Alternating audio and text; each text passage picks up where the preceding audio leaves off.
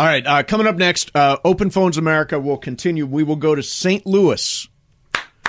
I bet that guy's wearing a hat. Your hometown. That's coming up next for you, Mason and Ireland. Fast Track in 20 minutes, ESPN LA.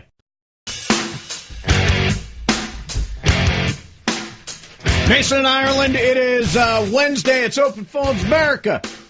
Let's go to St. Louis. Nathan, what's up, man? I know that guy. Oh, hey, Steve. Big fan of the show. Thank you very much, man. Just want to know, if the Rams don't win a Super Bowl before the Jared Goff's contract is up, do you think we should get a new quarterback, or do you think we should stick with him? It's a good question. I am a huge Jared Goff believer, and I think he gets an unbelievably unfair rap. If you look at the NFL QBR rankings for last year that ESPN puts out, Jared Goff is number 10.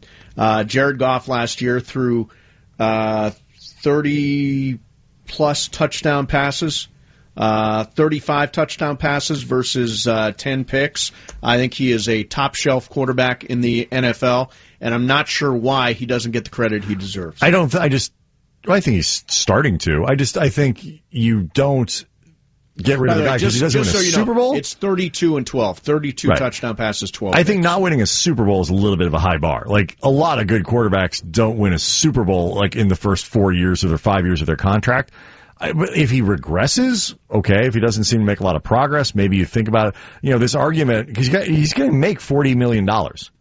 Probably. Something close to that, $35-40 million. So if you're going to devote that much of your salary cap to something, you got to remember, you're already paying Todd Gurley. You've got a bunch of other guys that you're paying. If you're going to give $40 million to your quarterback, he needs to be a guy who can win you a Super Bowl. So as long as he shows you that he's that guy, then I think you got to keep him, because what's your alternative? But if he doesn't, I mean, you're Sean McVay, and you're an offensive genius and a guy who can develop quarterbacks. It's not crazy that you would go looking for another guy. But there is no reason to dissuade me from the idea that he is the quarterback. I mean, he played perfectly in the Dallas game.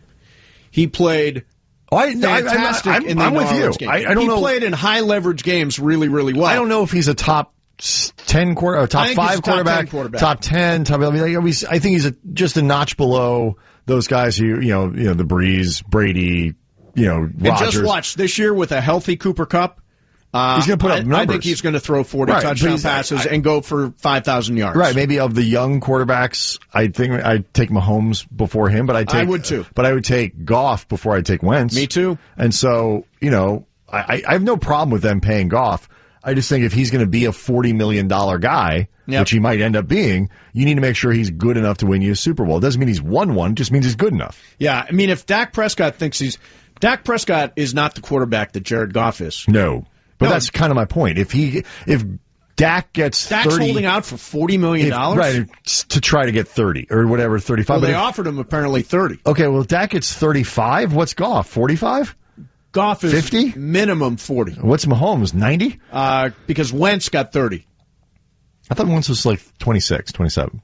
I think Wentz got 30. Russell Wilson's at 30.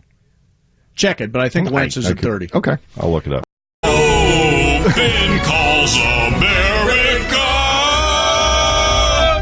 That's tomorrow at noon. We made it as far east today as Japan. Well, I guess we went backwards. Yeah. Other than that, in terms of America, we made it all the way to El Segundo. We actually got a call from tomorrow. No. Slowly moving our way across the United States. We got from St. Louis to Japan. We were covered today.